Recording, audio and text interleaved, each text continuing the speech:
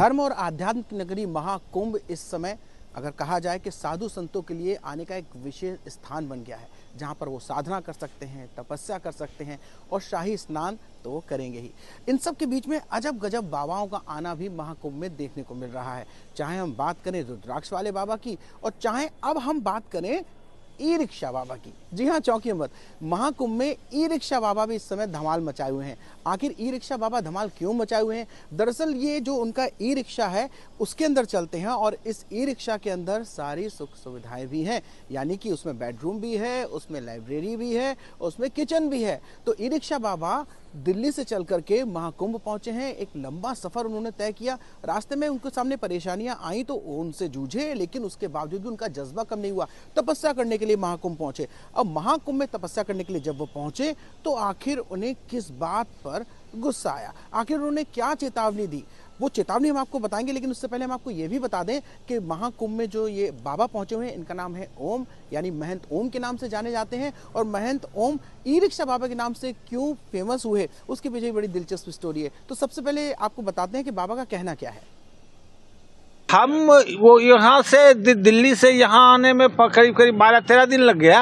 आते हुए अगर रास्ते में कहीं थोड़ा चार्ज भी करा लिया और दिन रहने पर गाड़ी चलती रहती है। थोड़ा धीमी चाल की गाड़ी भी है, अपना पढ़ते भी है, लिखते भी है। कहीं अगर कोई आदमी रोने वाला आ जाता है, जैसे कोई मरने वाला है, कोई मर भी रहा है, तो उसको बचा भी देते हैं। ये नहीं है कि नहीं बचा देते हैं। खाना पीना भी इसी में होता है। हाँ, खाना पीना भी इसी में होता है। जा रहा है तो यहीं बना लिया, गर्मी रहता है तो बाहर में बनाते हैं। इसमें सौर ऊर्जा लगा हुआ है, वो बाजार लगी हुई है और भीतर में अथी पंखा लगी हुई है, मच्छरदानी लगी रहती है। जो जैसा परिस्थिति है ऐसा काम। सर्वधर्म संभाव की भावना लिए बाबा महाकुंभ तो पहुंच गए, लेकिन महाकुंभ पहुंचने के साथ ही उनका उद्देश्य क्या है? आखिर वो भजन के जरिए क्या संदेश देना चाहते हैं? क्या राम राज की दोबारा वापसी चाहते हैं? जी हाँ, कुछ इसी तरह की बातें बाबा ने जब कही तो लोग सुन करके दंग रह गए। भजन से संदेश ये देते हैं कि देखो वह जनता को राम राज्य है क्या, मानव में दुख का कारण क्या है और कैसे मिट सकता है, इसी को मोटा मोटी दिखाते हैं और उसको ये एहसास कराते हैं।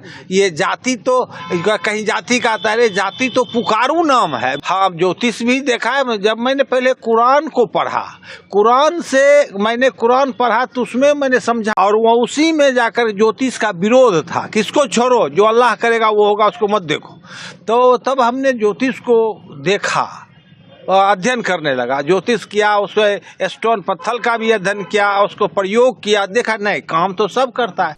साधुओं की तपस्या, उनके बोलने का अंदाज, उनके प्रवचन देने का तरीका लोगों को प्रभावित करता है। इन सब के बीच में जब बाबा अलग अलग रूपों में पहुंचते हैं, नागा साधुओं की अगर हम बात करें, ई रिक्शा बाबा की बात करें और इसके साथ ही रुद्राक्ष बाबा की बात करें, कड़े बाबा की बात करें, न जाने कितने ही नाम से प्रसिद्ध अलग अलग बाबाओं का महाकुंभ में आगमन हो रहा है। और महाकुंभ की ऐसी विहंगम तस्वीर देखने के बाद आप भी कहेंगे कि धन्य हैं आप जो भारत की धरती पर जन्म लिया। और ऐसे बाबाओं को देखकर भी आप कहेंगे कि इनकी तपस्या और इनकी सद्भावना और इनके विचारों को प्रणाम है। तो ऐसी अजब गजब बाबाओं से हम आपको मिलवाते रहेंगे और बताएंगे आपको कि महाकुंभ में किस तरह के संतों का लगा है जमावड़ा।